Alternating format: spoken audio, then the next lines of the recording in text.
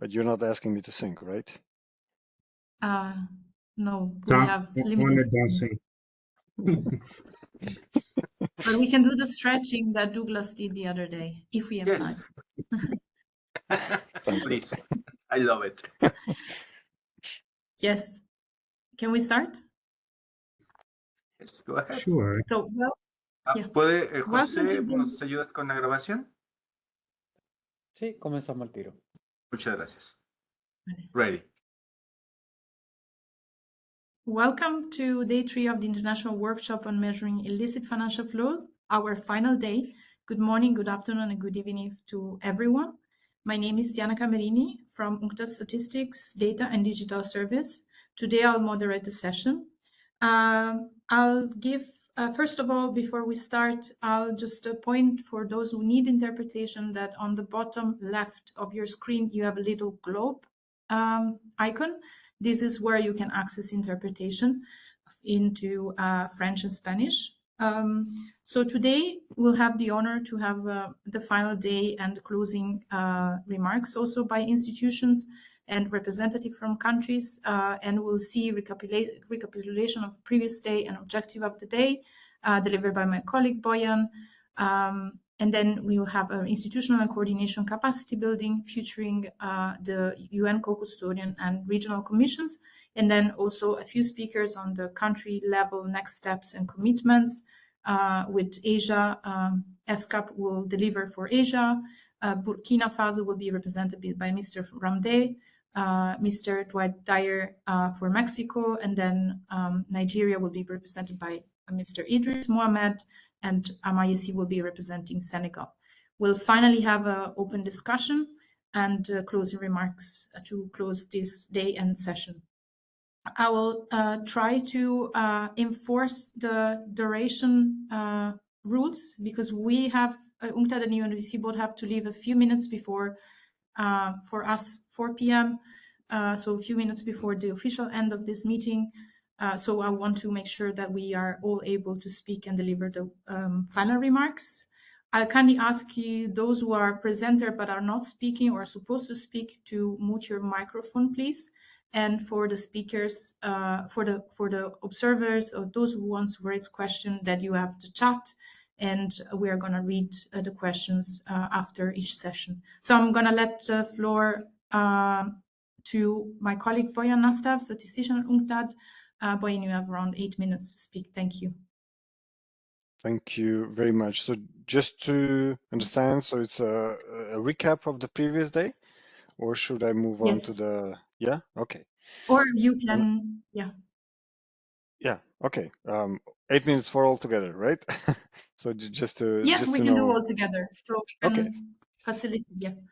Sounds good. Like I'll be very brief on the recap of yesterday. I think it was a wonderful day, wonderful set of discussions and presentations on essentially country experiences. We started off with the methodologies for measuring tax and commercial illicit financial flows together with Diana, and I think that the crucial element of that presentation was not really the methodologies, which I think we're practically all aware of, not in all the details, but at least where to find the materials, but really the value added was on the SDG reporting. How to report data to the SDG, indicator 16.4.1 on illicit financial flows, and the essence that, number one, there has to be corresponding metadata files to actually really say what is being covered and how. And the other part is on the oh no, I lost my thought. I'm sorry for that. Okay, so on the SDG indicator reporting, so we knew how it has to be reported. Oh, the important element, not to net out inward and outward illicit financial flows. It is really to provide a report separately, inward illicit financial flows and outward illicit financial flows. There is no such thing as a net crime. Therefore, there is no such thing as a net illicit financial flows.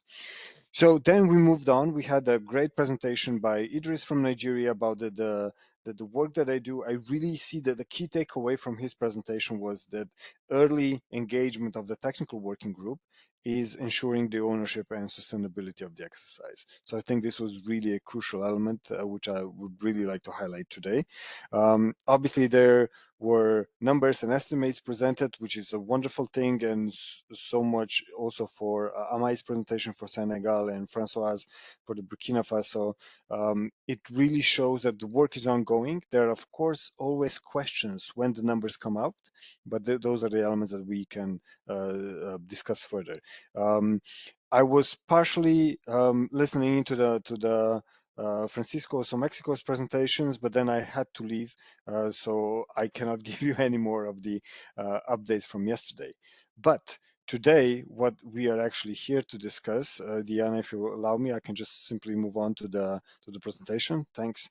It's so let me try and share my screen. What I would like to talk right now briefly is on the question of the institutional coordination and capacity building. Share content, yes.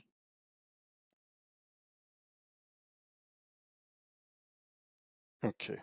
There you go. Hope you can see my screen. Yes. If you don't, yes, perfect. We can see it. So wonderful. Thank you very much. So it That's is not really, but it's fine even if this format. oh, because I only have one screen. I'm on a laptop and Just feel free to scroll also on this. So is it moving or not? No, it's not moving. Okay, that's weird. Okay, now it's moving. Yeah, I see it. Oh, it is? Okay. Sorry for the technical challenges. So on the national institutional mechanisms, do you see my slide now, like with the Yes. steps? Yeah. Yes, wonderful. Okay, so the process that we are kind of encouraging from UNCTAD's perspective and working with the regional commissions in the countries is to have a, as outlined here, like a six-step approach to actually get down to the end of the providing estimates on illicit financial flows. Now, a crucial element here is what we call step 2, which is a mapping of national agencies, which is really entrenched in the cross-institutional collaboration. It is about the contributing of each of the agencies, either on the data or the expertise. Okay, so you don't. No, I can see the presentation. Yeah, I can see it. So you can see the 6 steps and everything? No, it's Or stuck just to national institution mechanism. to the blue slide? Okay, no. Now I see it. Yeah. Can you see it here? Okay, I'm sorry, we're gonna have to do it like Yes. this. Yes, we can see it. Yep. Okay. Sorry, I have no idea what's happening. This WebEx is giving me some hard time. But anyways, so what I was saying is that we have this second step of the national mapping of national agencies. And the question here is that to identify each and every one of the players that is contributing something to the question of measuring illicit financial flows, either the data, either the expertise, other, for example, the infrastructure and so on. So therefore, each of the agencies has a different role. One is the leading, one is the coordinating, one is the supporting, one is the compilation, one provides data, one is really in the infrastructure, and the infrastructure can be both the technical infrastructure, such as setting up computers and networks and all this, but it could also be, let's say, a legal infrastructure. There has to be a memorandum of understanding between one and the second agency to share the data, to access the data, and so on. Now, in a general perspective, the illicit financial flows kind of cover all these elements. So we have statistics, we have the economy and trade, so different chambers of commerce or trade unions. We have the government, obviously, such as the line ministries, financial intelligence units, or other government agencies. The law enforcement, especially if we're dealing with the crime side, illicit financial flows, and then the private sector with the commercial banks, which is really important for, let's say, international transactions, and obviously, last but definitely not the least, the civil society. So they bring a value of interpreting or placing a context to the illicit financial flows measurement that is taking place in the country. In previous work with our ECA partners, that was a couple of years ago, we have worked with 11 African countries, and essentially this is the setup of the technical working group in the countries. What we see is that in all the countries, National Statistical Office, revenue and customs authorities, and central banks and different line ministries have been involved. They're of course then dependent on the country setup, which institutions are actually involved and how they're contributing. For example, we have the anti-corruption authority, police service, even academia has been involved in several cases. So it really depends on a country. So it is country specific. Two quick examples from our previous work. For example, in Burkina and Nigeria, we see that different agencies are involved. But what is more important is to show that this is not a single entity or maybe two entities. It is rather several of those. And I know you have all already expressed this and discussed this, but I think there is a very valid point that was mentioned yesterday by Idris from Nigeria. Look, getting the collaboration is essential for the ownership and for the sustainability. And this, I think, is really a key message that is here. We have also recently been working on wrapping up the work with Ghana, Namibia, and Zambia within a different project. And even there we had different lead entities, either statistics or bank, or central bank, and then we have several other agencies that are involved. So I think the overall discussion on this institutional coordination is, okay, how many to bring and how to essentially coordinate them. So in all our cases, there is a need for a central or a lead or a focal point, focal country that actually addresses it. And this actually inevitably reaches the question of the capacity building. So what do we mean by this? You may remember at a few instances I said that I always say that there are three important things that we need to think about when we say working on illicit financial flows to make it successful. Number one is communication, number two is communication, and number three is communication. But of course, it's not the same type of communication, and the same thing is with capacity building. So we have capacity building at the global level, if we call it this way. For example, such as we have it right now or today. So we have UNCTAD, UNODC, and the regional commissions working together and providing training and materials to the countries. So it's a guidance thing. But then we have a very important, the one that is picking up right now, is the inter-country collaboration or capacity building, which is, okay, we have a country-to-country or peer-to-peer. So we have a country that has expertise and has experience and it talks to another country.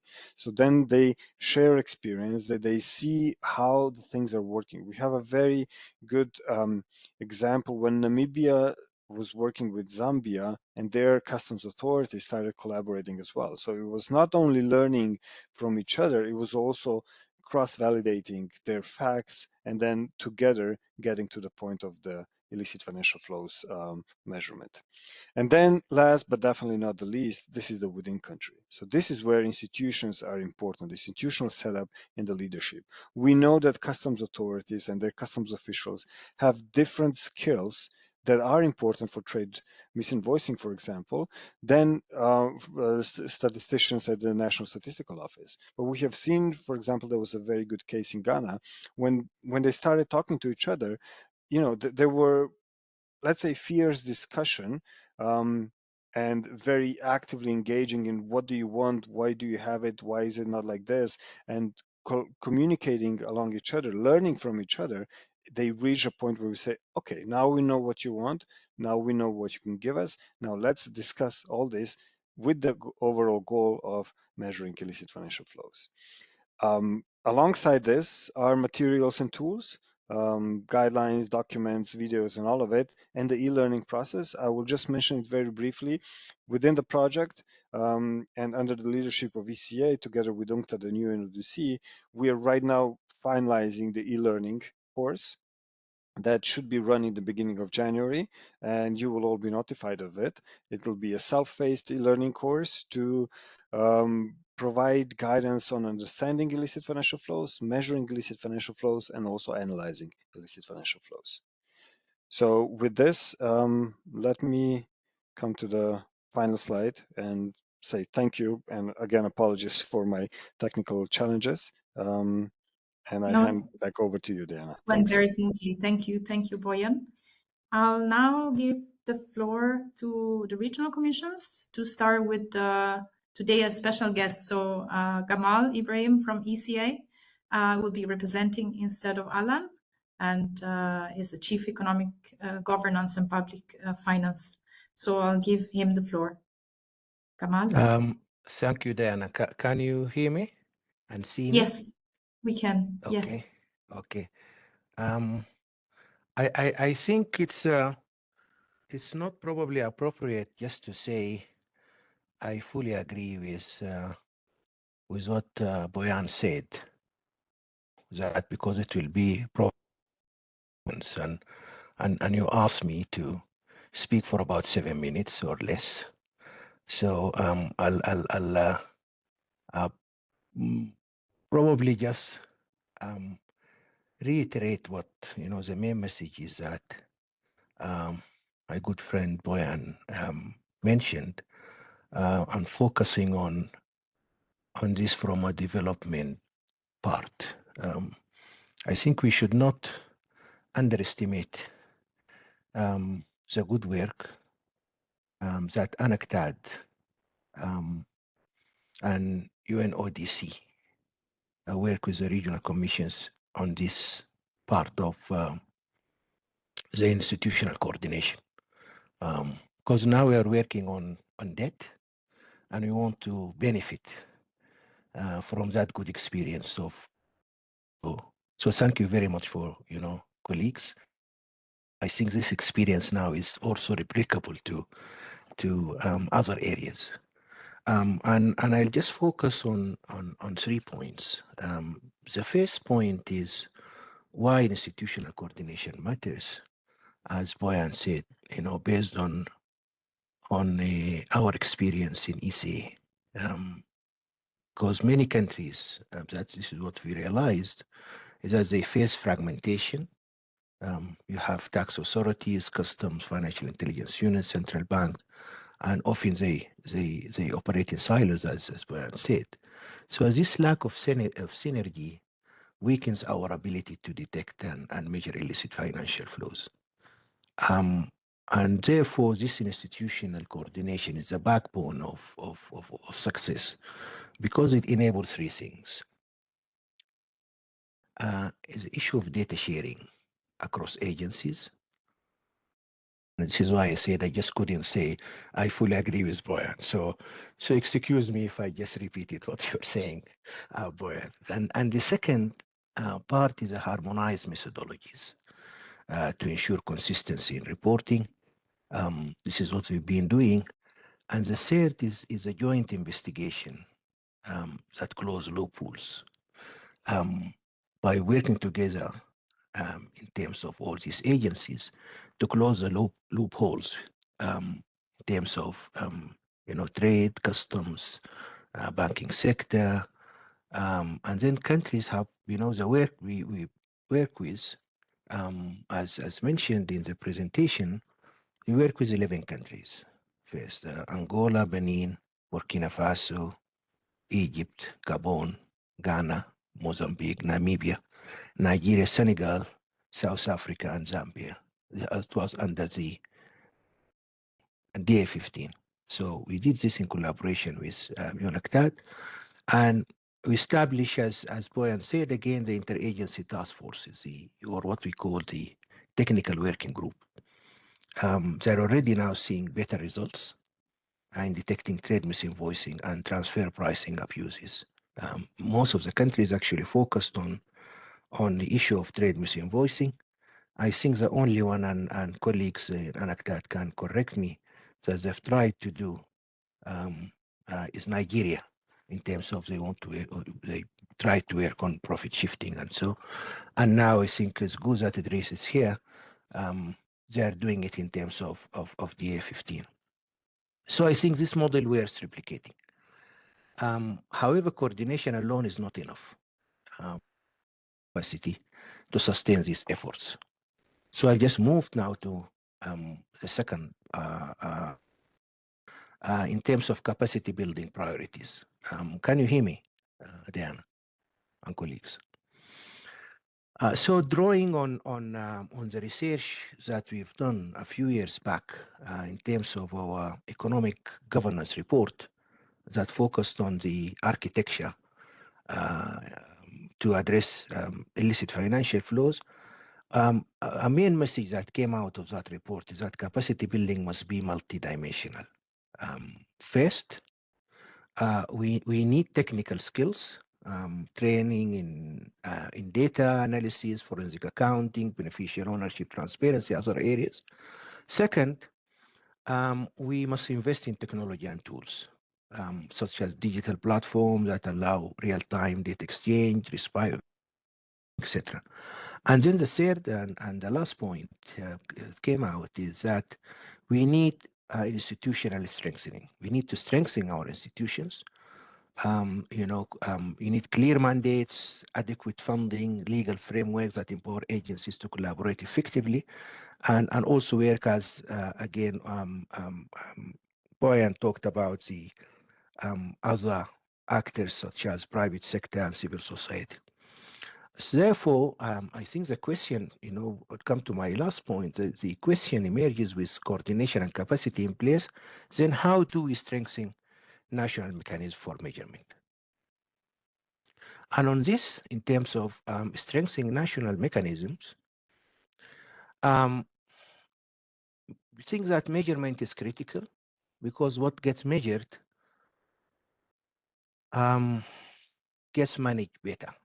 So in terms of managing things, you cannot manage things unless you measure it. So we must adopt standardized methodologies, align with the framework.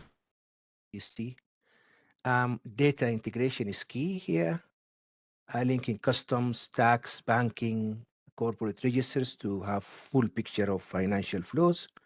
And then finally, we need robust monitoring and evaluation systems, including national dashboards and periodic reporting to national oversight, regional and global bodies at the three level of national, regional, and global.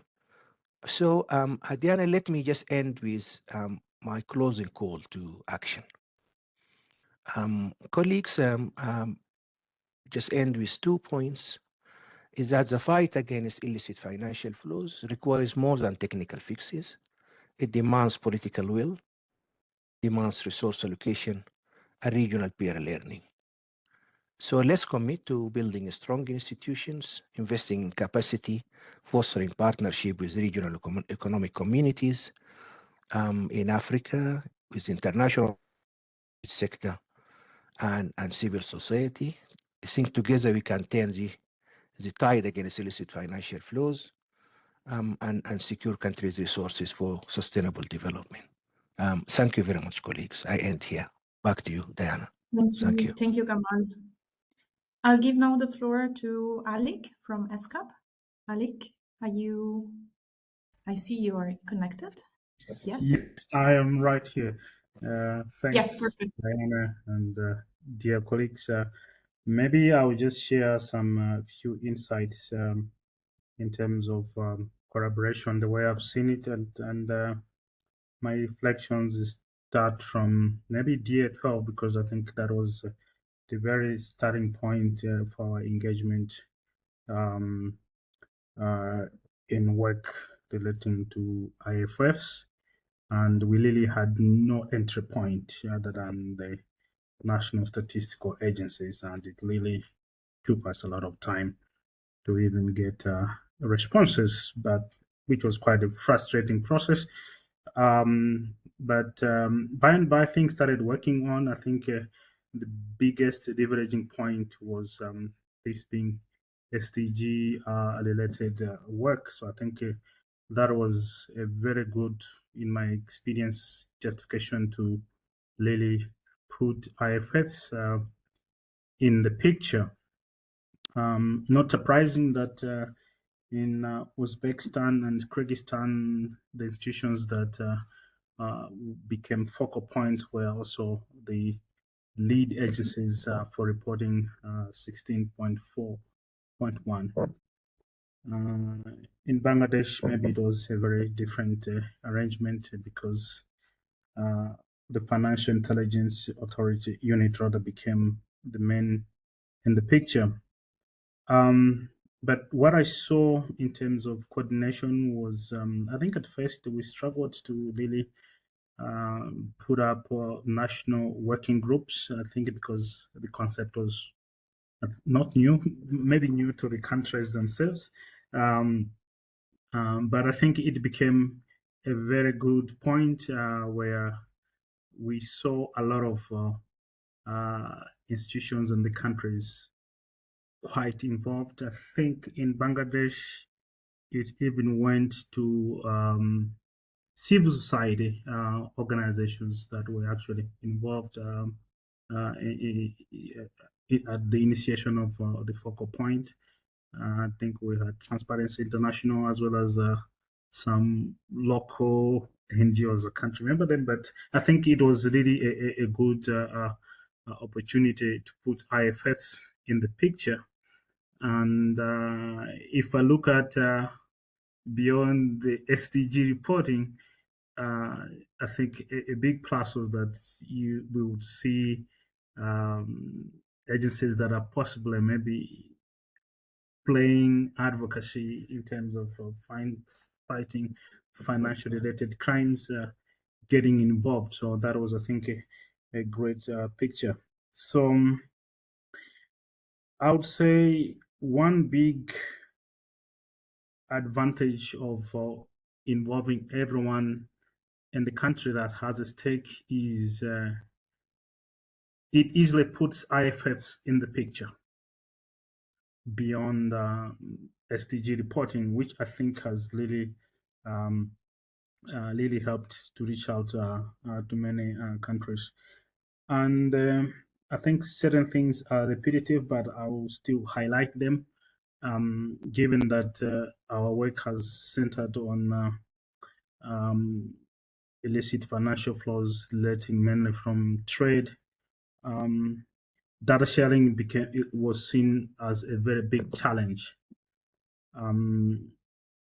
For example, in Bangladesh, the last data on Comtrade was reported in 2015 from the country. But it is also a very big exporter with the garment and textile industry, with a very specific export board where this data is actually sourced.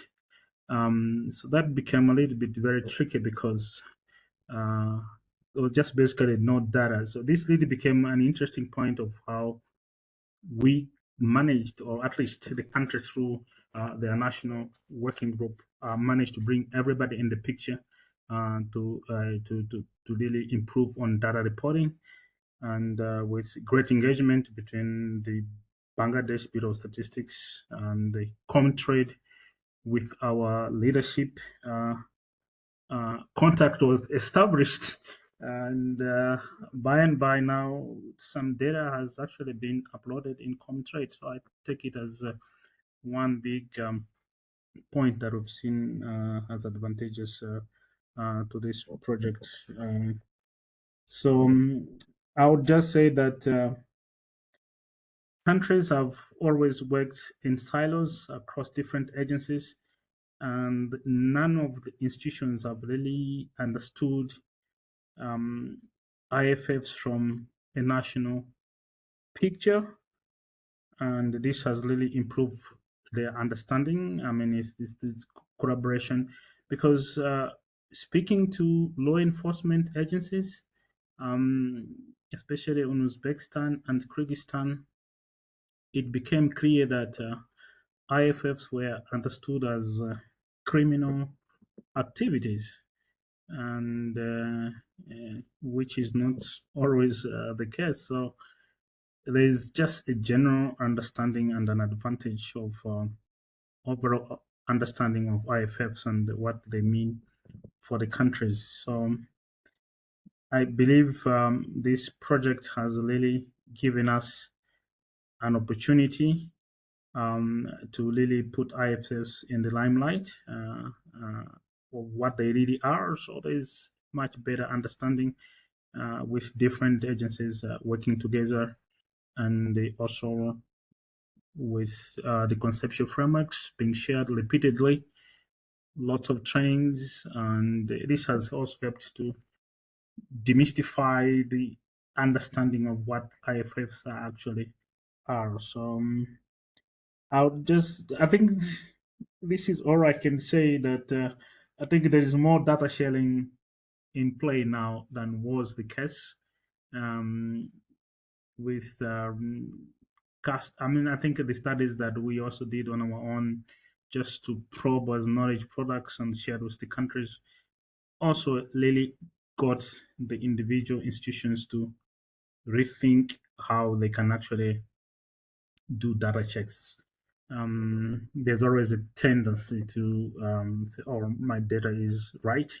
But bringing all these people together was always a great opportunity. And within the coordination, what I also have seen as very critical in this work, other than the political will, but also getting senior leadership of all agencies involved beyond the technical people who crunch numbers, I think is really a good thing to always have in mind as we advocate for this work. So that's what I can say. I've always said that this is a very sensitive issue, but I think for me, there is more advantage to it because everybody is in the countries that we're working with, everybody is talking about it. So whether they produce numbers or not, but there is attention being put to it. So that's all I can say. Thank you. Thank you, Alec. We were just discussing separately with Alfonso. You may want to also add on the next year meeting before I give the floor to Alfonso. I think that's planned under the agenda. So you may want to announce. Yes, I think that's a very good point. So I think I prepared a slide, but I'll just speak. The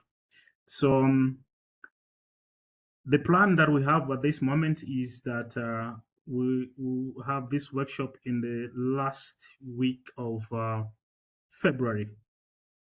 We may decide and agree on the duration, whether it's a 2-day event or it's a 3-day event.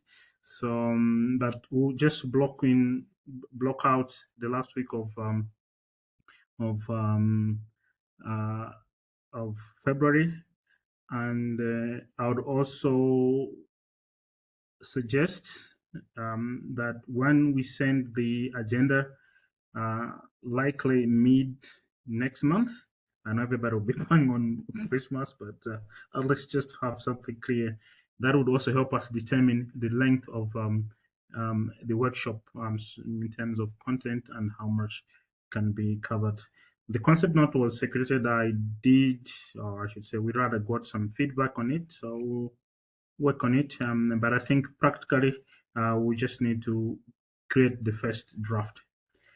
And the other thing for planning purposes is really would need to have an idea of who is coming from implementing partners as well as from the countries, so that we have a tentative number, because we are likely to have the workshop outside the ESCAP premises, maybe at a hotel, and simply because of all these financial issues that we are going through. Conference center only operates from 10 o'clock, so they're very stringent in terms of time. So we believe that we can use more time when we do it outside the UN complex. And I think if you can give me an indication through email, I'll share an email, and then just tentative, and then especially for the countries also need to know, so that we can rationalize how we send invitations, and also for visa purposes for those that would require visa to enter Thailand. Yeah, I think the other thing that we are also encouraging, and I think it's great that we have countries here, is that I hope by that time there will be some tangible outputs that we can actually share. So I think let us push for this as well in our respective countries. And to this effect, from our end, when we plan the project meeting, next month, where we're really going to work with our countries that at least to expect some tangible results for this. So let's have that in mind. Yeah, so that's all from the preparations. There'll be translation issues which are very limited. So those things we can discuss and resolve, because I think maybe for language purposes, maybe we may only offer Russian, but we can discuss some implications for mainly French, I think, in this context. Yeah. Thank you, Alec. I'll Thank you. now give the floor to ECLAC for the last intervention. Alfonso, please, the floor is yours. Thank you. Thank you, Diana. And thank you, Alec and Gamal. Well, Gamal says something, it's very important, and well, remark something that Bojan said, it's coordination. As Mr. Javier Mancero noted in the opening session of this webinar, this project requires not only the methodological part, or it's important, but also is sustained by all the institutional coordination that could enable to translate those technical knowledge into effective public policy. Here in Latin America, I put attention what Gamal says. They have a very many countries working on this project, and it's this synergy that they create. It's helpful for all of them. They have a task force, and they have many things that have been working during this project. But we started last year, and we were working with INEGI, the National Statistical Office in Mexico, and each step that we are working with that, we found that coordination with other institutions are very, very important to try to have this product that we need, or this measure about illicit financial flows. From this side in the Commission, we fully share this view, and also we feel that the national capacity that we are working with Mexico,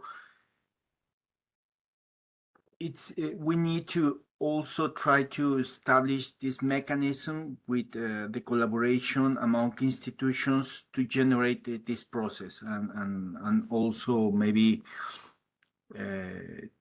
to share economic information, mostly with the customs, with the finance ministry, and the central bank. They are very, very important to try to reach this goal.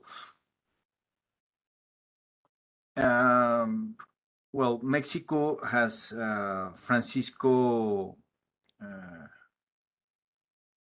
Guillen said yesterday, they are working with two approaches, the M1 and M2, and they are trying to do their best in this sense, but it's very important to check that they are alone. They are not working with more information than what they have now in the institutional, in the statistic office, and maybe that's limited. And maybe that is not the best way to do all the work. Okay, but they are trying to apply all the methodology, and they are validating all the information with all the partners that they have in hand. But also, this exercise have not only demonstrated the methodological feasibility of the approaches, but have also led to develop of analytical sheets, the definition of source attributes, and the preparation of national workshops, national work plan, consolidating experimental methodology that can be replied in other countries of the region. That's it could be that, as Boyan said, we have to work for the future, to try to keep this project, to have a sustained project here in the region, and that's what we are trying to do. Maybe this knowledge that Mexico gave us, it could be very rich to this goal. In June, also in this sense, ECLAC also participated in a knowledge exchange with colleagues from Namibia and Mexico. It was great, and we reported in the task force, and it was facilitated by UNCTAD. And this provides us a valuable space for peer learning among these institutions. And I feel that we need more information about what Africa is doing right now, how they construct this task force among the countries, how they reach this consensus to try to do the same or try to replicate in some way what they are doing there, the best practices, to try to do it here in our region. And I'm eager to do it because I want to do the same. I would like, as institution, to try to reach the same, have many countries with a task force and trying to measure these flows. And in this sense, also, Mr. Mancero emphasized not only an operational but also strategic value in the institutional coordination that led us to estimate and to be understood not as a standalone technical exercise, but as an input for evidence-based public policies aimed at enhancing transparency, finance, and integrity, and the fiscal scope countries. Well, for 2026, ECLAC will continue promoting this coordination. We will try to find other countries and support countries in the consolidation of sustainable national mechanism for this measurement, and fostering the interregional cooperation to position this effort as a true global project. In this sense, maybe we have we have other project, South-South cooperation, where we have a conference about South-South cooperation here in ECLAC, and maybe and now there were first conference about crime. Maybe we could try to work with this conference to rise up this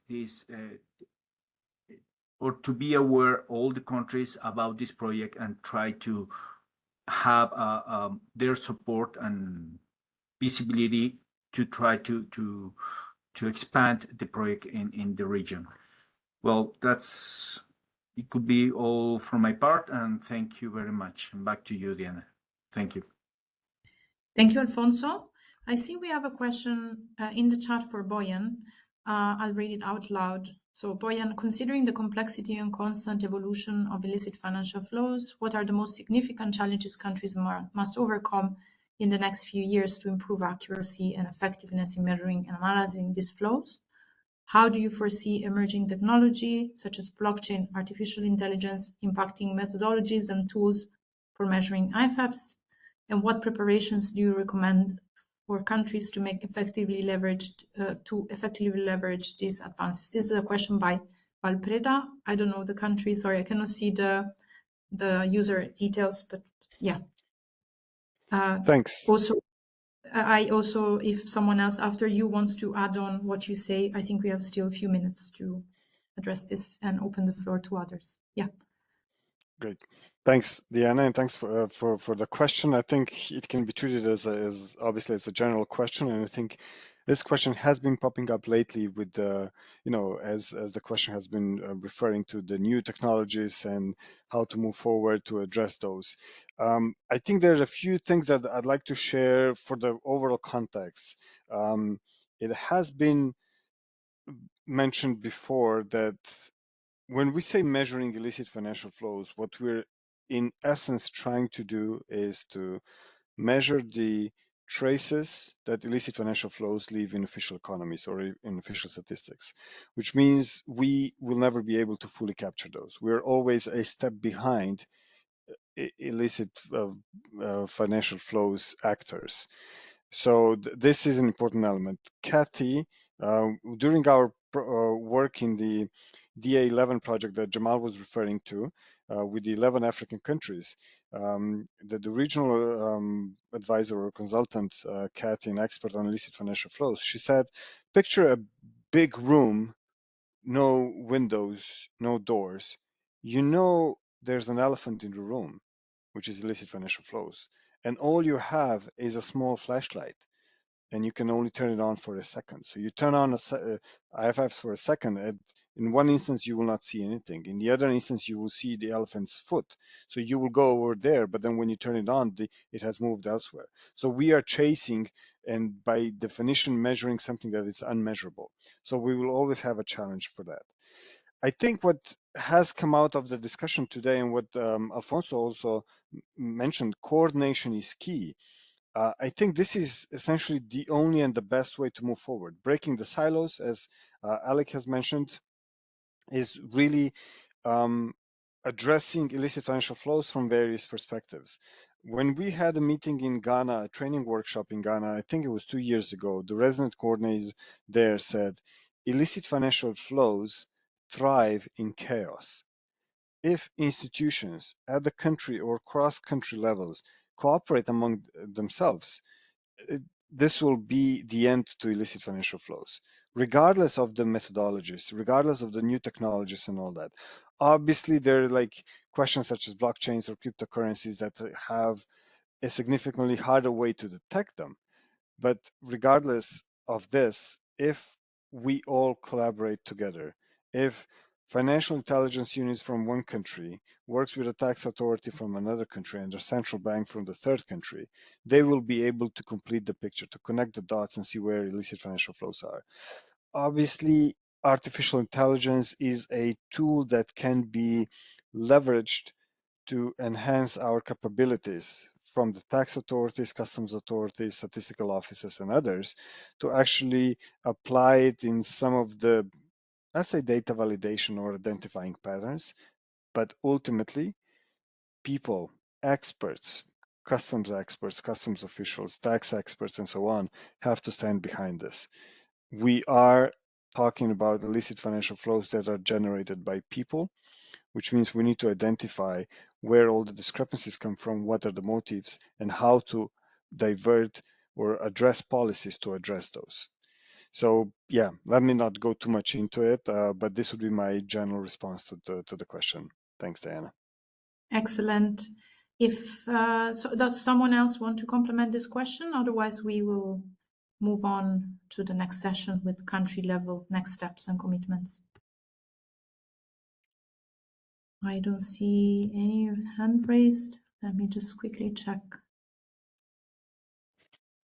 Okay. Nothing from me. Thank you. Okay. No. Okay, I think we can then move to the next session, to country level next steps and commitments. We have around 50 minutes allocated for this. We have representatives from several countries. I'll leave the floor first to Alec to outline the follow-up actions to apply methodology in other reports IFF for reporting of SDG 16.4.1. And then I'll leave the floor to other countries, but I'll call them one by one. I'll first give the floor to Alec for reporting experiences and next steps for Bangladesh, Kyrgyzstan, and Uzbekistan. You have around 12 minutes, Alec. Thank you. Thank you very much, Diana and colleagues. So I think in terms of the next steps on our current work plan for the 3 countries is just to review and validate the estimates. We had set ourselves a target of December. So we believe by next month we'll have some numbers based on what we've been working on. We've been doing this every month just to review what they have actually produced. So that is on the estimates themselves. And then I'll add on the other aspect of the project. That is in terms of the policy roadmaps or the policy side of things. For now, we are actually reviewing the policy roadmap. We've actually developed one for Bangladesh, pending their further input. And we intend to start drafting the 2 roadmaps for Kyrgyzstan and Uzbekistan. So these are the key issues in terms of the tangible deliverables. In terms of reporting, I think we'll let the countries decide, I think, in that regard, but hopefully we hope there'll be something outcome, but I'm pretty sure we'll have some estimates. And just to reinforce our message, to really get the countries finalize the work, the project, we're having a project meeting for all the 3 countries, including the whole national task process. So it will be a web event on the 18th of next month to review the estimates and have discussions on what they have actually come up with. So we hope this project meeting will give us a clear sense of what we sought to achieve for the project. Yeah, I think this is what I can say in brief. Yeah, thank you.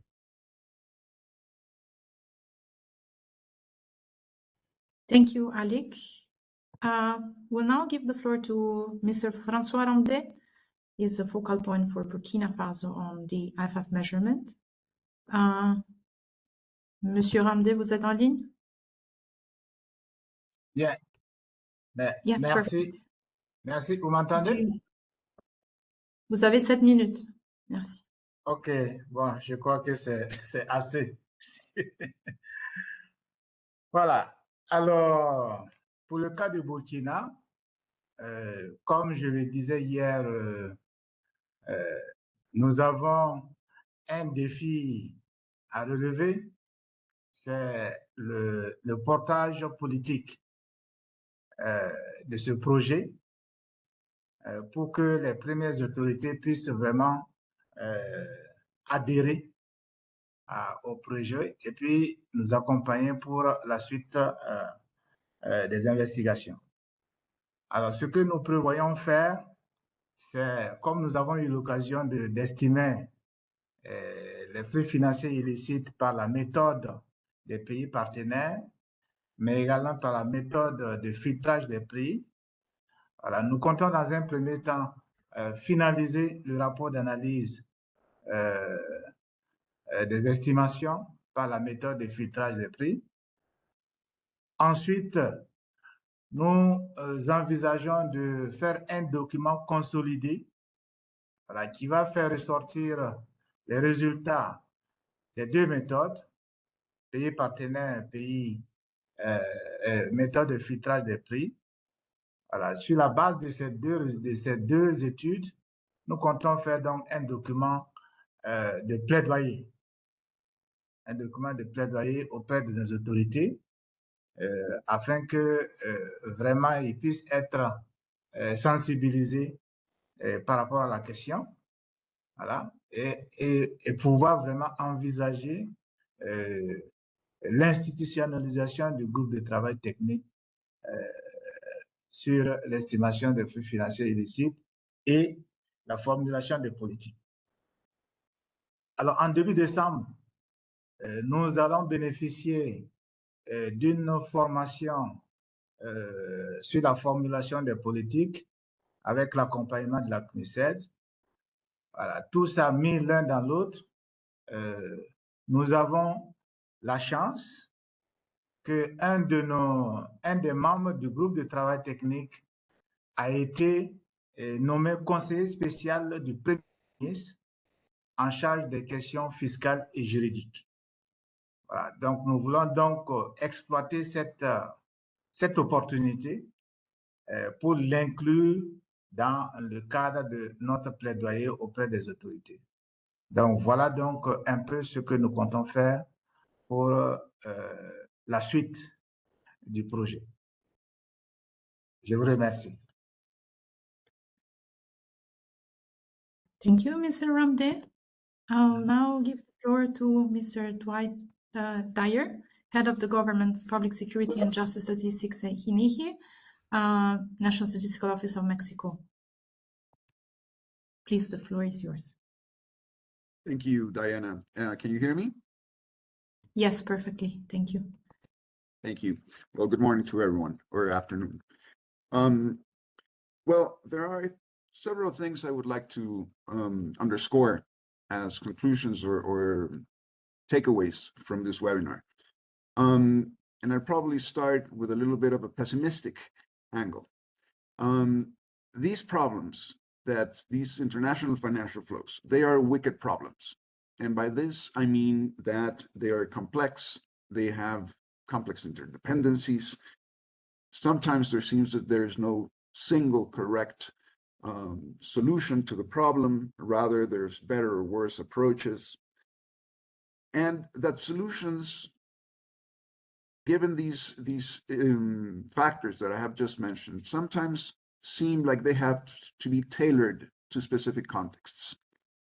This, of course, goes against the grain of statistical officials who want to standardize methodologies and compare results.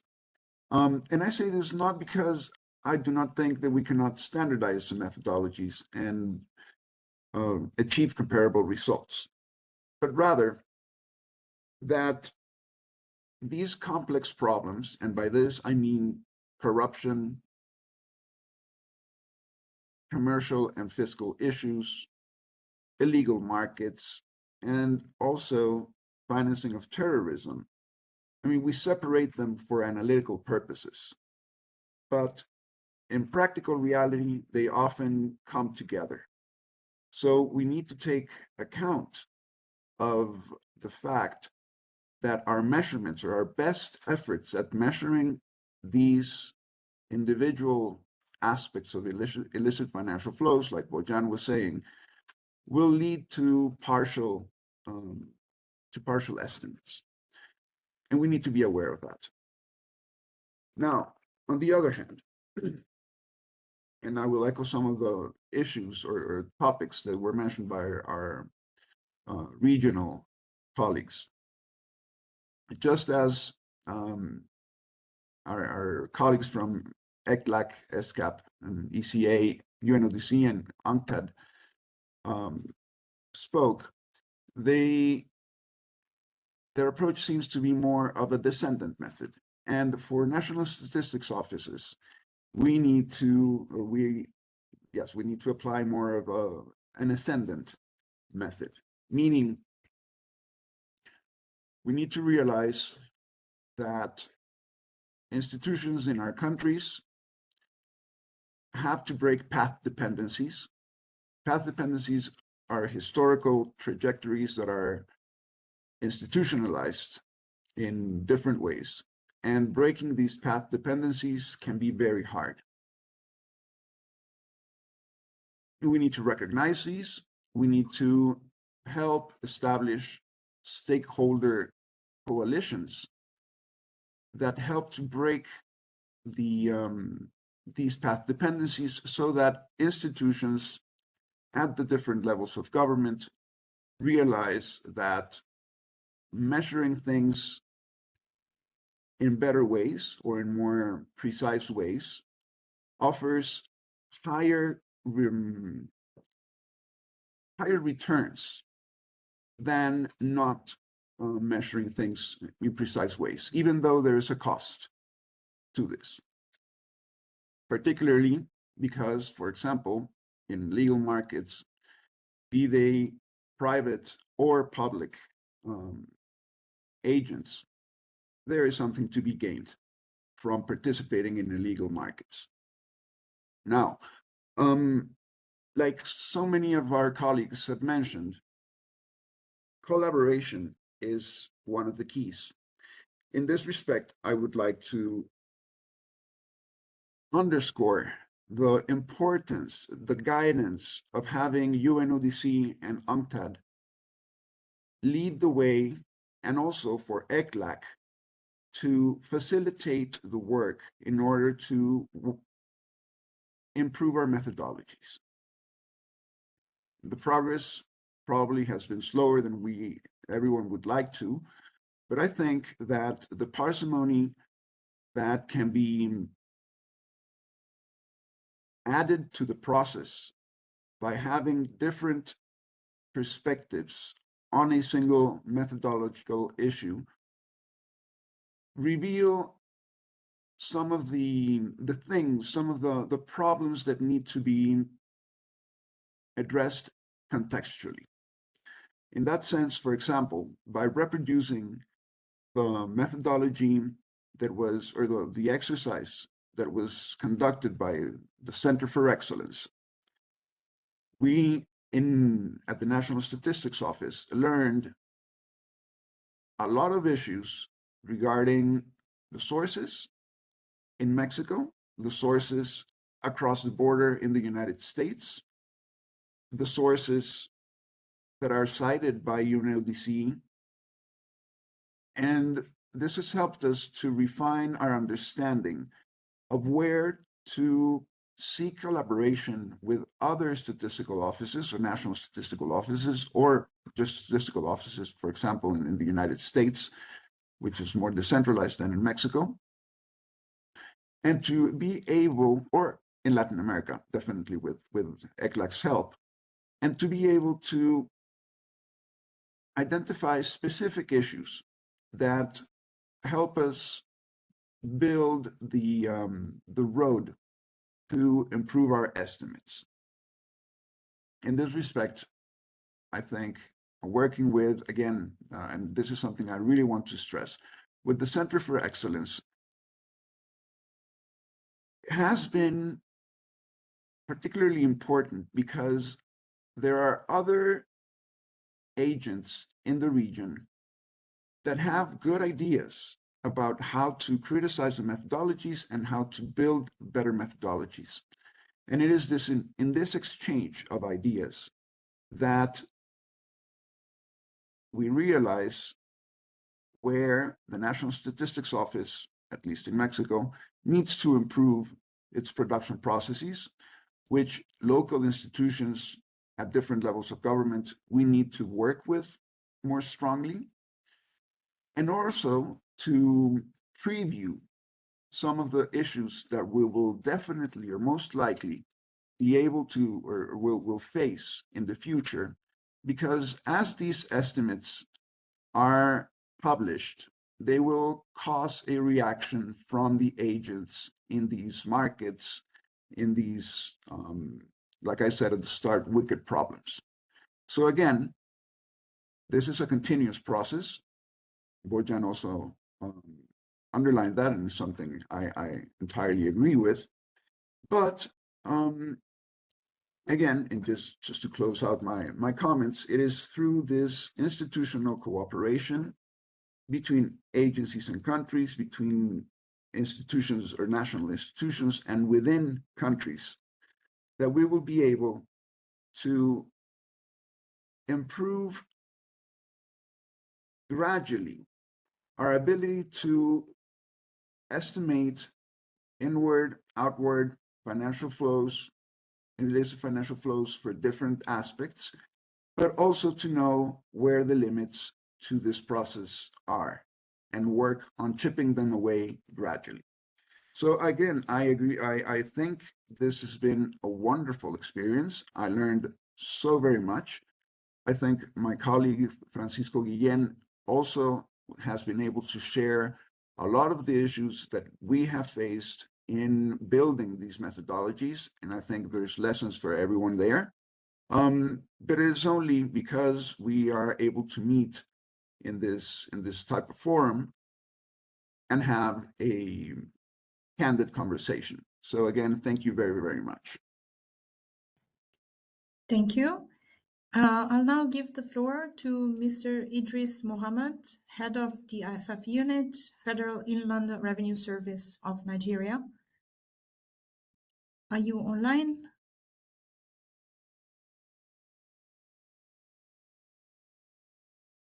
Hello?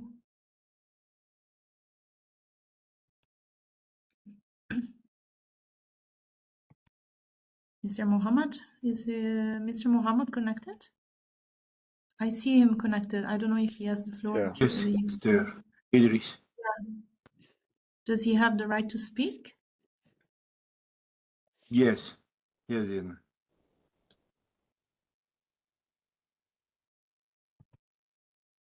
He's a panelist and maybe he doesn't hear.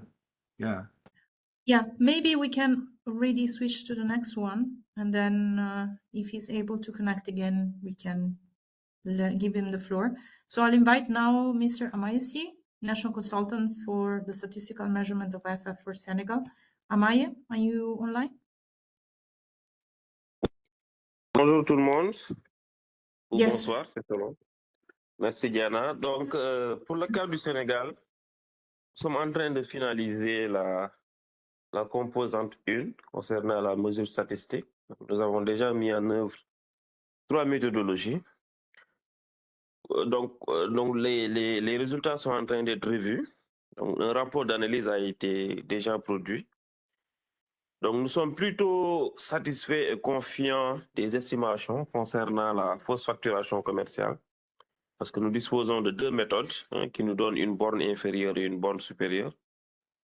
Donc, nous sommes plutôt confiants de ces estimations. Maintenant, concernant la seconde, l'évitement fiscal, bon, c'est vrai, on a utilisé une méthodologie qui est un peu une variante de celle qui sont recommandées dans le guide méthodologique. Donc, c'est une méthodologie issue de la recherche. Donc, là-bas, nous sommes moins à l'aise. Donc, bon, on est en train de voir en interne. Bon, peut-être aussi, lorsqu'on va vous partager le rapport d'analyse, vous allez nous fournir vos avis et suggestions. Il se pourrait que dans le cadre du rapportage, que le rapportage soit uniquement fait pour la partie fausse facturation commerciale. D'ailleurs, les templates ont été déjà renseignés concernant ce volet. Maintenant, c'est plutôt le volet évidemment fiscal pour lequel on a quelques soucis parce que bien qu'on dispose d'estimations de figures, ces chiffres sont issus d'une méthode de recherche qui n'est pas la version, disons, orthodoxe qui est fournie dans le guide méthodologique, bien que ce soit un papier de recherche qui nous a été suggéré lors de la première phase en 2021-2022. Voilà. Donc, concernant le rapportage, je pense que nous comptons fournir le rapport d'analyse très rapidement, sans doute vers la fin de ce mois. Et les templates renseignés également vont accompagner ou bien vont suivre le rapport d'analyse. Donc, nous comptons vraiment finaliser la partie composante 1 du projet avant la fin de cette année. Concernant la composante 2, donc nous avons déjà prévu de tenir le premier atelier de formation entre janvier et début février. Et ensuite, nous allons dérouler les autres activités de ce volet-là. Donc voilà, de façon résumée, les prochaines étapes pour le cas du Sénégal. Merci. Thank you, Amai. I understand that Mr. Mohammed may have issues with connection. So, but I understand also Mr. Andrew sorry, I cannot really pronounce your name, Onyakawe, can also speak on his behalf.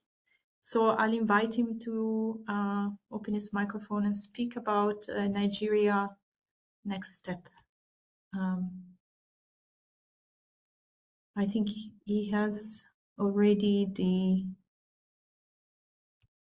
the presenter role, or Yes, Andrew is there and he can present, or he can open his mic. Yeah. Andrew, can you hear us? He said He's that texting, he cannot unmute. Let's try to... Let's see if you can, please, Andrew, try it again.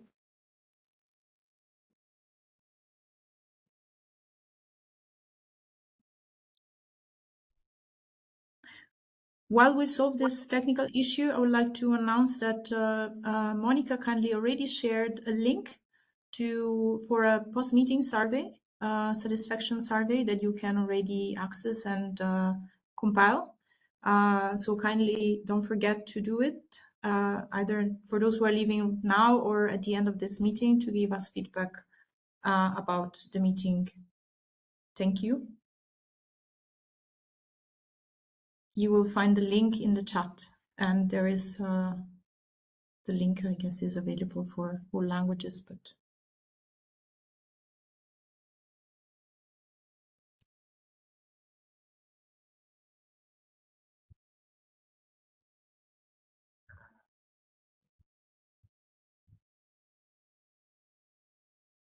Andrew, can you hear us?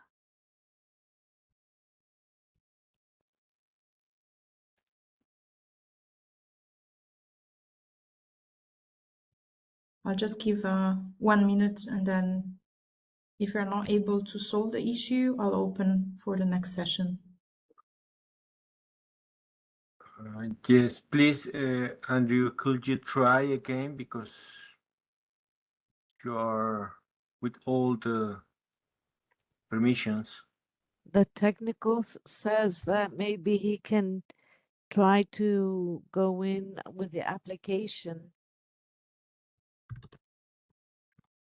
Okay.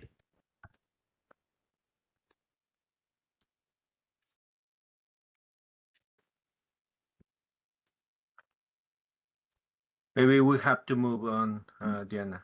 Sorry. Yeah, unless there is maybe other comments we would like to address regarding the specific session, and if there is any questions maybe from the audience to the presenters, especially regarding the country experiences, maybe we can take those now and then switch to final exchange of ideas, challenges, and commitments.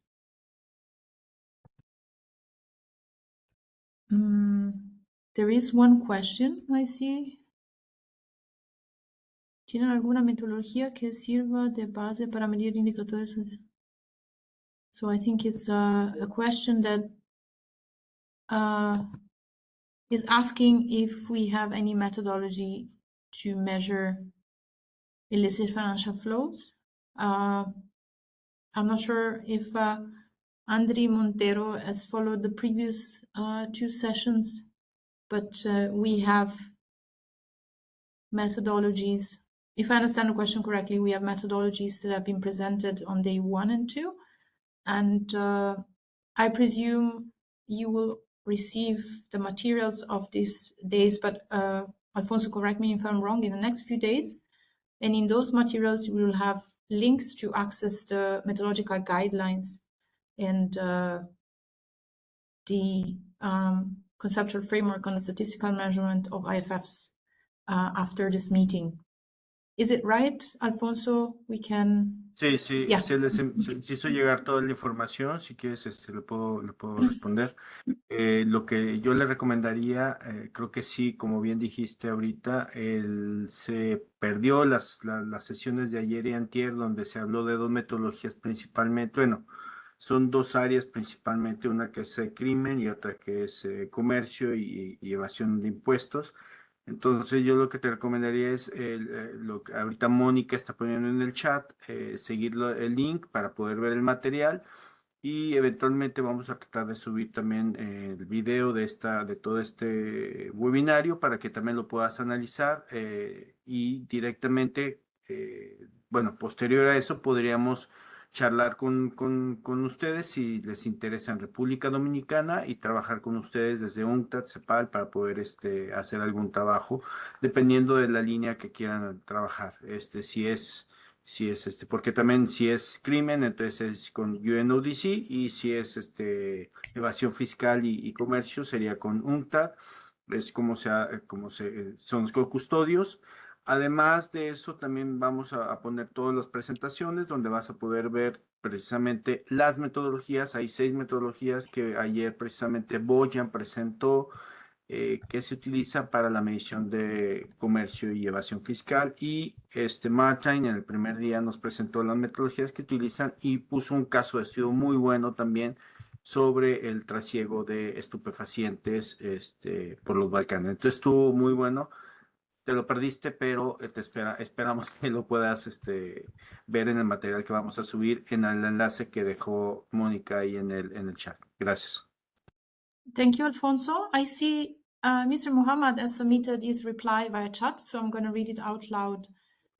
So regarding strengthening data governance and institutional coordination, Nigeria commits to fully institutionalize the IFF measurement process through interagency technical working group, ensuring that relevant agencies, tax, custom, FIU, law enforcement, statistics, and regulatory bodies harmonize data, methodologies, and reporting standards.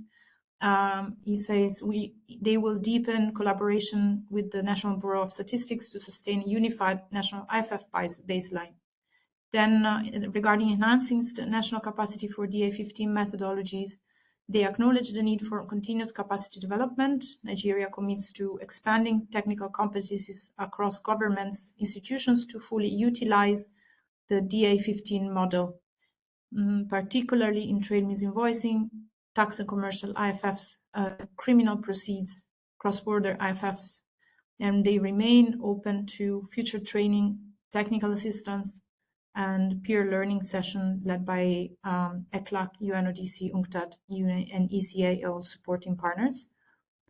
They will integrate DA15 output into policy, enforcement, and regulation, and ensure that insights from this project direct inform fiscal policy, tax reforms, customs controls, AML, CFT supervision, beneficial ownership, transparency, and cross-border enforcement action. And the goal is clear: to move from measurement to decisive action, ensuring IFF estimates translate into policy solutions. They will advance on beneficial ownership and transparency reforms. As IFF strives against opacity, Nigeria reaffirms commitment to expand the use of beneficial ownership register, strengthen verification mechanism, and integrate PO information into risk-based supervision, procurement, and tax administration. Then on supporting continental and global collaboration, Nigeria welcomes deeper regional coordination through ECOWAS, African Union, global bodies towards harmonizing methodologies, sharing best practices, and strengthening border and trade controls. And finally, ensuring sustainability of the process, the DA15 project over time. Nigeria commits to annual national validation exercises, structured reporting, integration of IFF indicators into national planning tools, such as the medium-term National Development Plan and domestic resource mobilization strategy. Nigeria's ambition is to make IFF measurement a permanent pillar of Nigeria's governance architecture. So this is the reply by Mr. Muhammad. Thanks a lot for sharing your reply via chat. I'll now then pass ahead of time to the next session to open a discussion on Q&A for 10 minutes. We can also give 15, but then we'd like to finish a bit ahead of time because of commitments with other meetings by UNODC and UNCTAD. We'd like also to give some time to have a little break. I see Gamal is mentioned there. So maybe you could start about sharing final exchange of ideas, challenging and commitments. And then I think we could open also for further discussions. Gamal.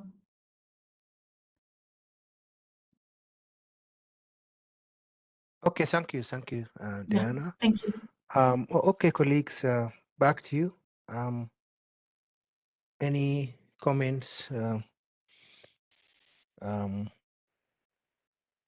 inputs, points that you want to share with the group? Any challenges that you haven't identified? Please. I think there were commitments mentioned as well here. So, colleagues, the floor is yours. Probably this is a continuation of the last session. Because someone already asked a question. Can you see any hands? I can't see. No, no hands. No.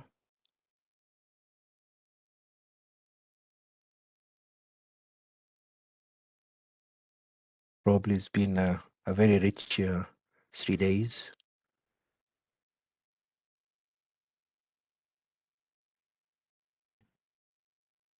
When you Indeed, invested yeah. all your ideas in the first 2 days.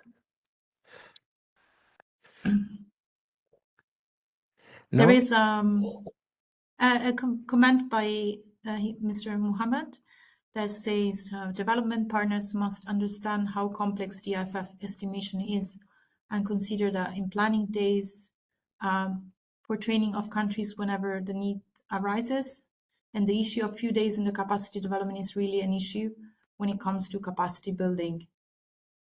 Maybe we have a reaction by regional commissions about this comment, about how could both co-custodians and regional commission continue support these activities and offer further capacity building assistance.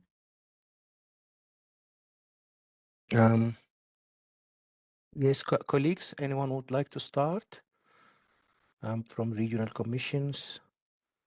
UNCTAD?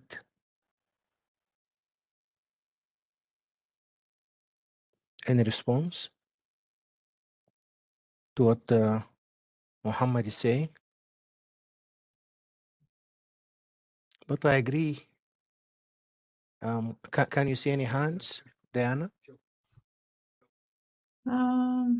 Can you see Not, any? but I don't have posting role. I don't see any hands.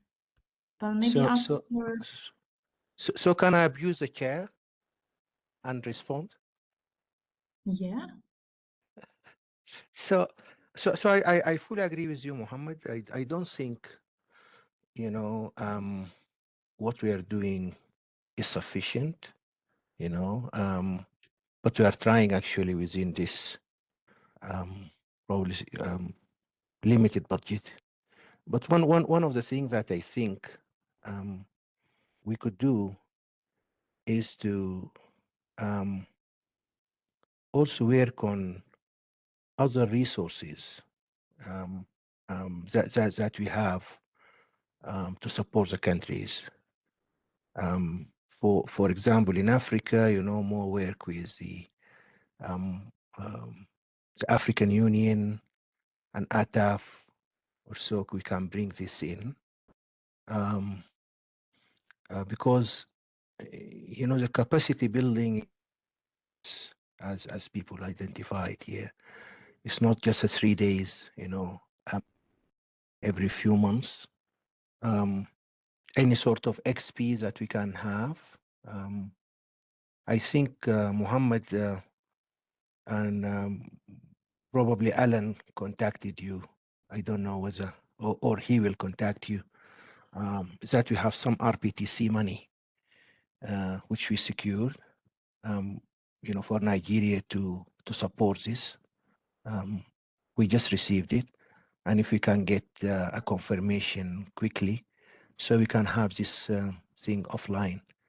But I think this is a model actually, because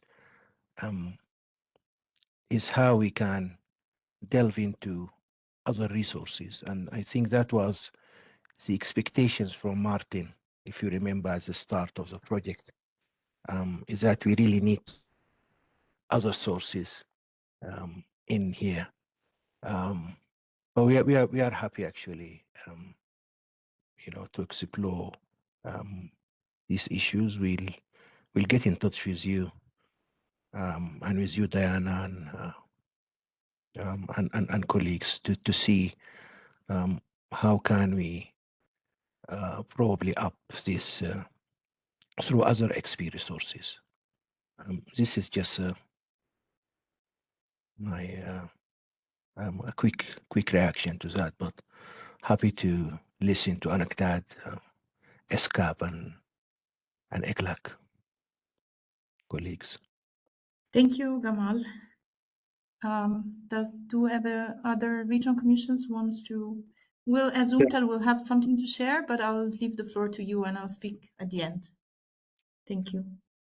Alik, please. Let me just share my own insights regarding training. I think mindful of all the liquidity crunch that all of us are dealing with, but it's a reality that we have to live with.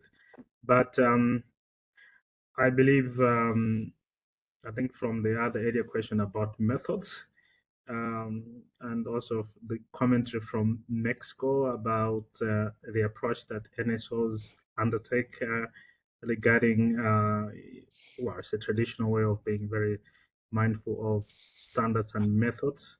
I believe the capacity building question is also easier to address if we also attach to tangible outputs.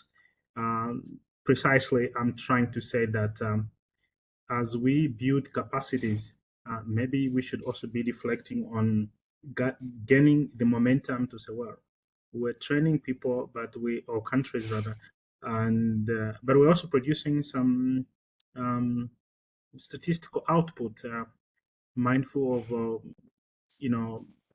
the methodological complexities, but I think it will become easier for countries also if they commit to really produce some statistical data on IFFs, irrespective of methodological shortfalls.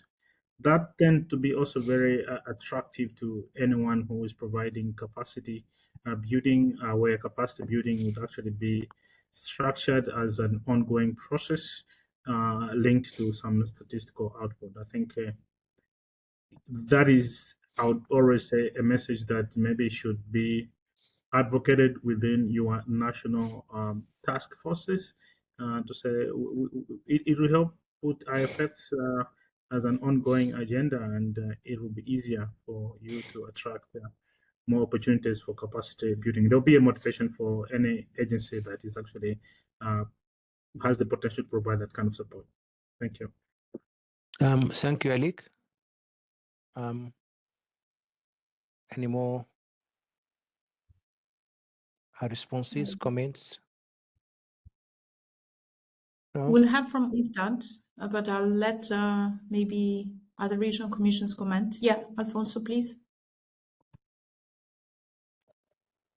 Thank you, Diana. Thank you, Gamal. I agree a lot with both of you about the challenges that we have as not only the commissions, mainly the countries, as Dwight talked about. They have a challenge, and one of the challenge or the main challenge that we have in the region is the commitment from many countries. We started with one country, we have to stop and then try to find someone else to try to continue the project, and we are now working with Mexico. But Mexico has a particular problem. It's a small country who have a trade with a big country. Then the methodology, you have to adapt the methodology to that reality, because it's different. You don't have a lot of countries around it. It's only one country or two, Canada and US, where you have the main trade, the commerce, and that's the problem that Mexico is facing. The other side is that maybe it's a bless, because you only have to look for one side and that's all. But when you go to and you want to map the items, all the products, you Boyan said and Francisco Guillen said yesterday about the complexity that maybe you have part of a car, but it depends of many things what you are having there. Maybe it's something very, very technical, supporting that, and it's very expensive, or is only a screw, or I don't know, it's something very cheap, and the difference among the products in prices is very big. And if you don't have this information, it's very difficult to try to find if that's a financial flow or illicit financial flow, or it's because of the lack of information that we can't support or beliefs about this measure, and it's a problem to do it. Maybe we can see it here very easy, but when you are working with the country and they are with the numbers, they say, well, maybe we can do it in this way or that way, and maybe we can make a mix, but it's very difficult because of the information, the lack of information. But mainly, I think this lack of information is because of the political will, and we need a political will among institutions to try to go ahead with the project, to have more information, to provide customs. We need customs to provide more information, to be involved about this project, and to try to then have a very good a measure that is real, and you can find where is this difference of prices, or this if there is an illicit financial flow in reality. We are facing many challenges, and as Dwight says, maybe it's a problem of tailor each product or each its case, the methodology, and to try to support with numbers what we are measuring there, and it's a problem itself, and maybe we need more time. Maybe we can find our goal, but I believe that this is something that it helps to everyone, mainly the countries, to try to avoid this lack of income that is going to anywhere that is not in the government or for the people in itself. Well, thank you. Thank you, Alfonso. Thank you. UNCTAD? So yeah, from UNCTAD side, it's not about much this project, but at the 4th International Conference on Financing for Development that happened in July this year in Sevilla, we launched a Sevilla Platform for Action initiative called Community of Practice to Track the Hidden, leveraging data and technology to combat illicit financial flows. This also links to the previous question as well. It is basically establishing or trying to join forces of several agencies. We started this with the Africa Europe Foundation, and then other agencies joined the efforts to replicate kind of the approach that we have in the DA15 project. First, start with data. The objective is to produce strong and standardize this data, but as adapted as to the context as much as possible, and also address data gaps. We understand that countries face several data challenges that do not allow the application of several methodologies. We see how new technology and AI can help us address data gap or address data quality, or in alternative, increase the interoperability of data to ensure that collaborations across institutions means also exchange of data that are compatible and can be cross-checked. So this is the first phase on the measurement. Then a second phase will follow on the policy. So how to use and integrate data into policy making and how to practically make it actionable policies. So it's both on understanding how to use those data and then formulating the policies. It's an initiative that IDEA will have a time span of 4 years of implementation, with 2 years dedicated to measurement and 2 years of policy, potentially being able to be implemented in each country with global outreach.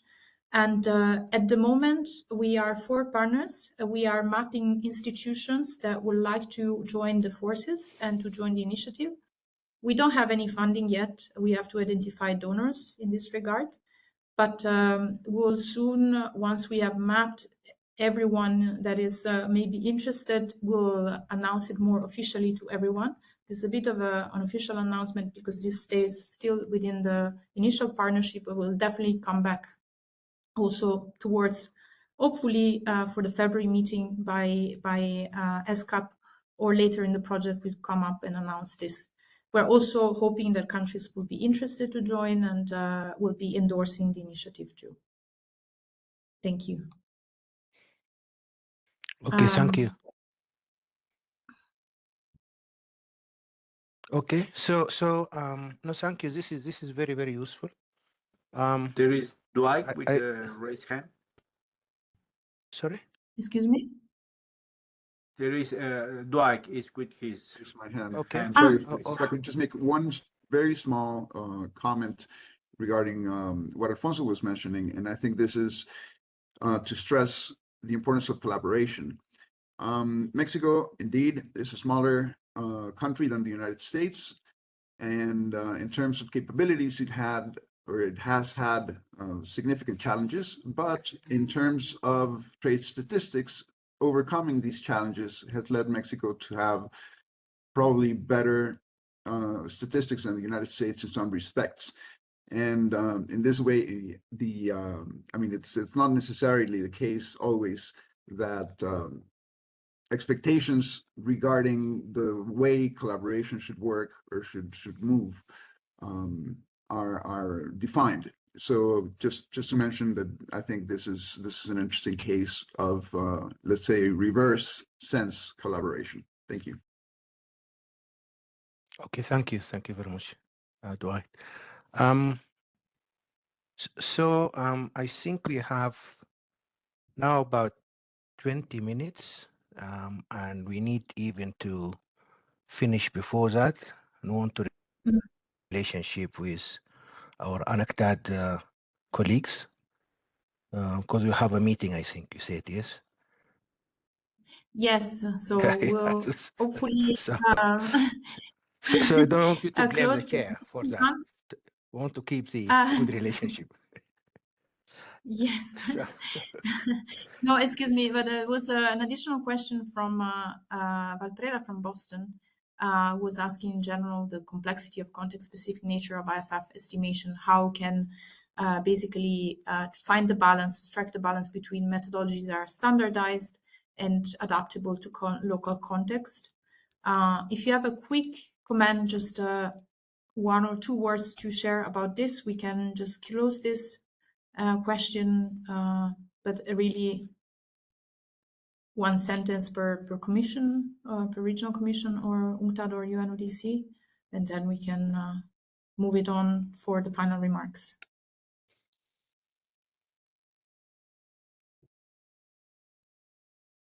So colleagues, any? Yeah, can I come in? I'll try and be brief on this standardized by tailored approach. So the whole process is, with an emphasis, a country-owned process. What it means is that each of the countries is working with their own national institutions and on their own national, oftentimes confidential data.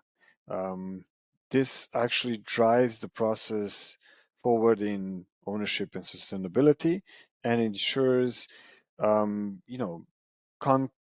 context and background related interpretation and adaptation of the methods. So the methods are standardized. The adaptation actually means that there are different aspects of different economies, different countries that may need to be considered. One country, for example, has identified that their exports of copper are the ones to be looking after, and there's an institutional setup of the multinational enterprises that are making the whole country prone to profit shifting. Whereas on the other hand, the other country may say, okay, we don't have problems with profit shifting, but we do have trade misinvoicing on, let's say, manufactured goods or something like this.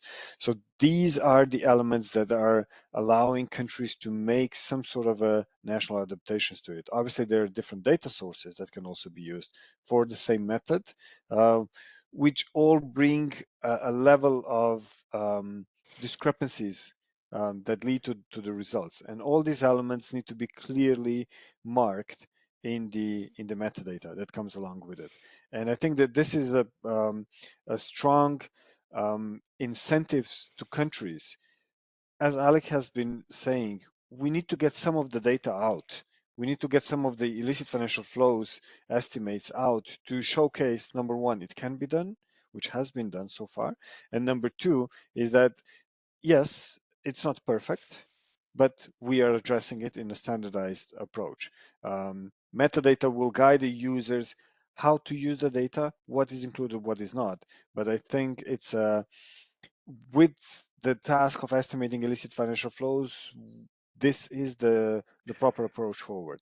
Let's get the numbers out. Let's equip the estimates with proper metadata, and let's ensure that this is a country-led process and country-owned process, because from our side, from the external side, we're not the ones doing the calculations. We cannot do it. We don't have access, and plus it's a sensitive area, illicit financial flows. So countries need to have full ownership of the entire process.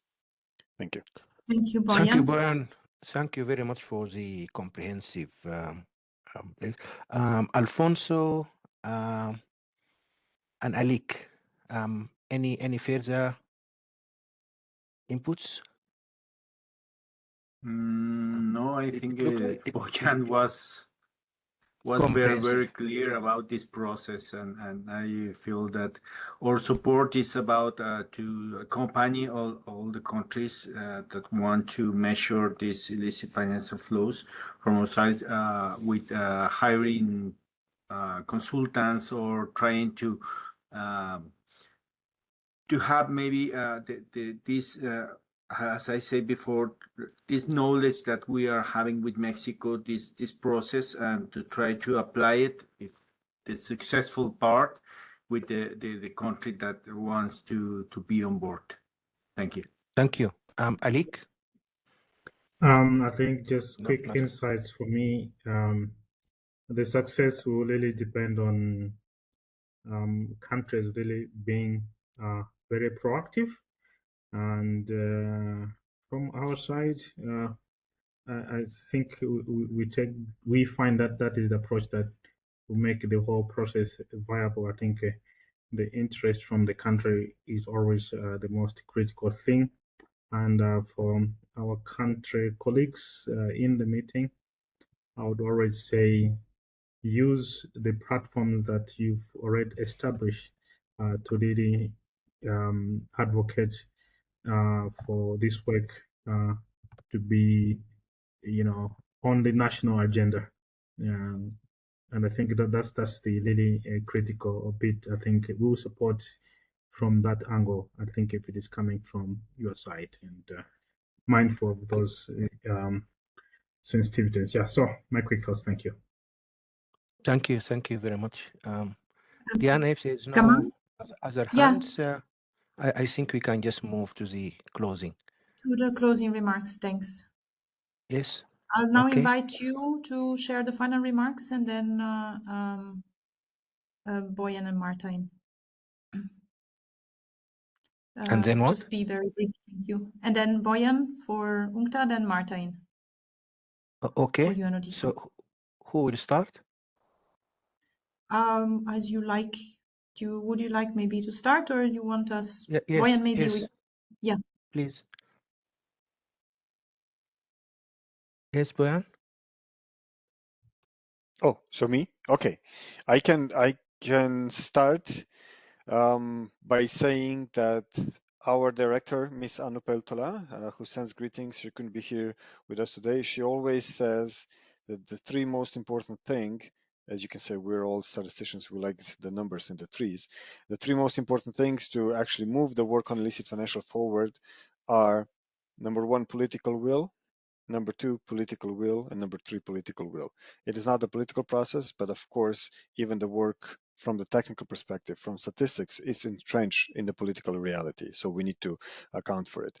We as statisticians are aware of the thing that we are not producing statistics for the sake of producing statistics, rather for the sake of them being used and useful, which means there has to be this loop and a feedback loop between statistics and policy, and our colleagues at UNCTAD who are working on the policy aspects have clearly said the first policy action on curbing illicit financial flows is get data.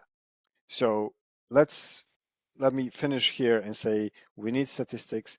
The work is not easy, it's complex, it has been said. I like what White said as well. It is a process. So working together, we will get there bit by bit. It's in my view, I believe it's a upward spiral, and we are getting more and more information and data on this. Thank you very much. Thank you very much. Thank you, Martijn. Alik? No, Martijn from UNODC. Oh, sorry. Yes, thank you, Diana.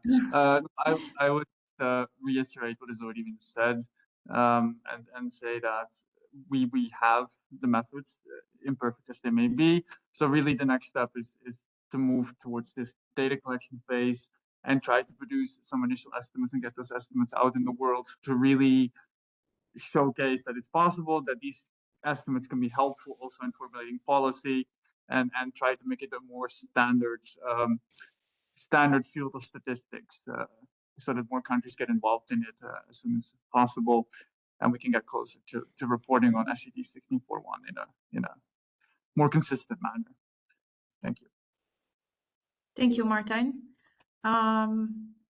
If we have then now ECA, and if also regional commissions wants to add something extra, I think maybe Alfonso, Yeah. we need to leave in 2 minutes, but you can take the moderation back, and just to close from my end, to remark, to fill in the questionnaire, the satisfaction questionnaire.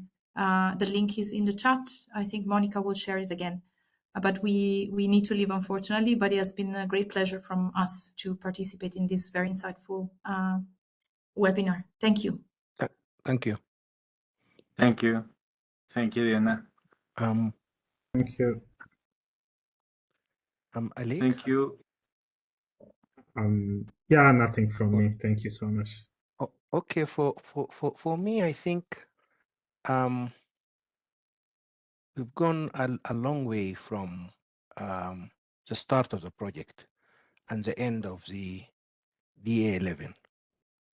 Not just in terms of counting the beans, in terms of the processes that for this project, but in terms of the process. Because if you remember, when we started the technical working group, we were quite happy as the start of the process. It was about bringing people together.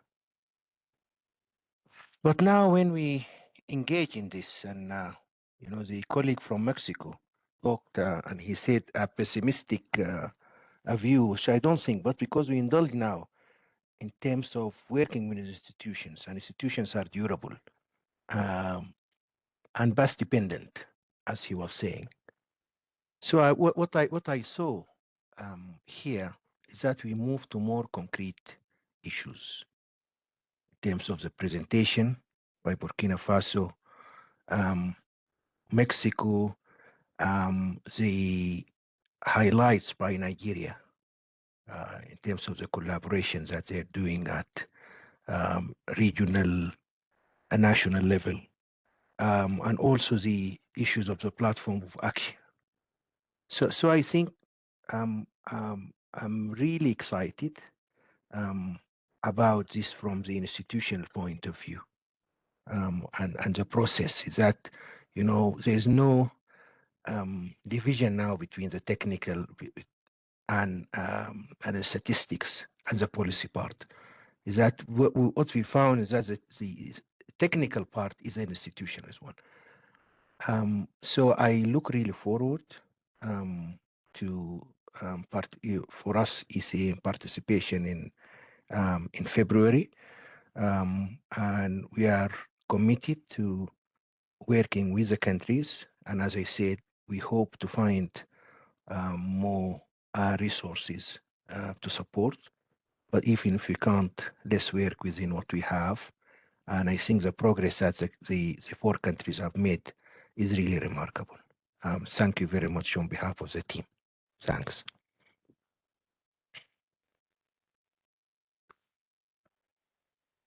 Thank you, Emma. Well, I just want to say that there are many challenges from our side, from the side of Mexico and the region. I envy what you are doing in Africa. You have 4 countries working on that, and it's great. And we wish to have the same here. And I'm sure that we will in the future.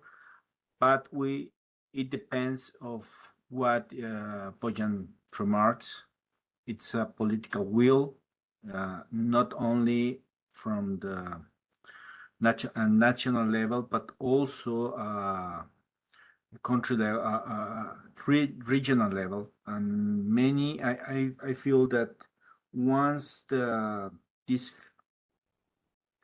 measures comes out to the public and they find how can they use it for the political public, for the public policy, they are going to be aware of the importance of this measure. And once we are there, then everything is going to be changed. Everything is going to change, because once you know the importance of something, then you are going to work for it. I feel that in these 3 days we learn about crime, about tax evasion and commercial, and it was useful for many. Just very for many who doesn't have anything idea about what we are doing here. That's why we try to invite all the countries in the region to be aware what we are working on with Mexico, and I hope that this help to raise this among them, this awareness, and try to help them to come with us in this project. And in the future, I feel that it's going to be the best way to do it. But first, I want to end, but and I want to say just, I want to thank all the interpreters. First, I want to finish, but first, I want to say thank you to all the interpreters whose excellent work ensured smooth communication through the event. Our appreciation also goes to the technical team. Maybe I have to say it.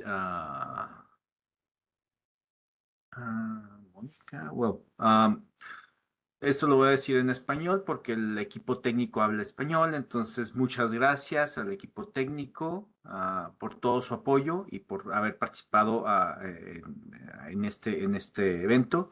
or for all the participants, or all the institutions, all the countries, thank you. Thank you very much for connect to this webinar.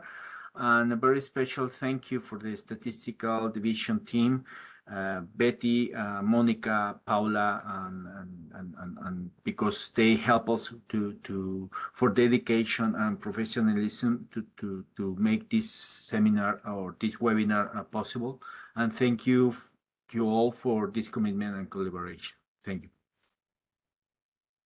I don't know if someone else has their hand raised.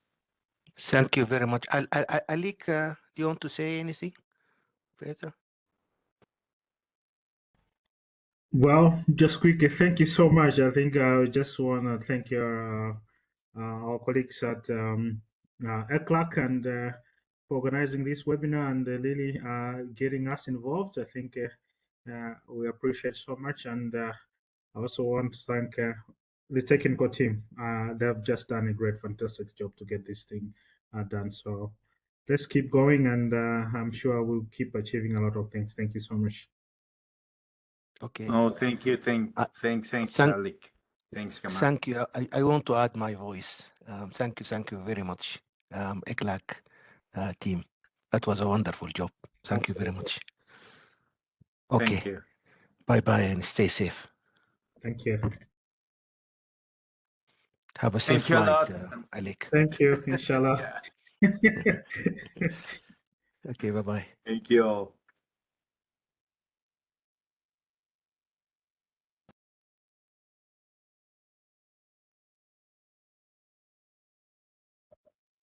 José, si desea, podemos ya dejar de grabar. Gracias.